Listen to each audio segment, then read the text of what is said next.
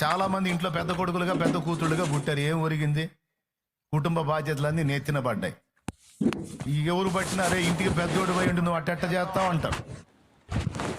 ఏమి చేయాల్సి కదమ్మా, ఇంట్లో ముందు పుట్టిన దానికి నీ తర్వాత ఆడపిల్లలు ఉన్నారు, పెద్దదానం ఏంటి, బుద్ధి లేదు, ఎట్ట చేస్తావు నువ్వు? ఇట్లాంటి అడిగేస్తే మిగిలిన ఆడపిల్లలు గతి పనికి మళ్ళీ నన్ను పాప ఇచ్చిదాన్న అట్టాంటిదాన్ని ఇట్టాంటిదంటారు. అది ఎందుకంటే నువ్వు పెద్దదానివి, కుటుంబం మొత్తానికి మాదిరివి. అబ్బాయి నువ్వు ఇంటికి పెద్దోడు అయి ఉండి ఎట్ట నీ స్వార్థాన్ని నువ్వు చూసుకుంటావురా?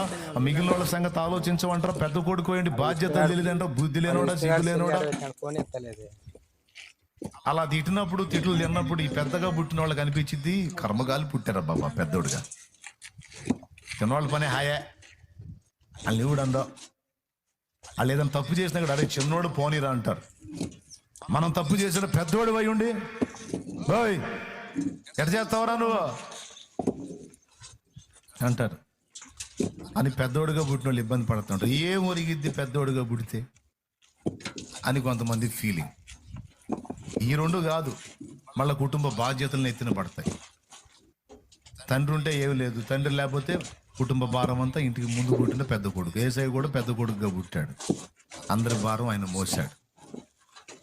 పాపుల భారం మోయక ముందు కుటుంబ భారం మోసాడు. కుటుంబ భారం మోసి అందరిని పెద్ద చేసి అందరిని ఒక దారి చేసి అప్పుడు పాపుల భారం మోయటానికి వచ్చాడు.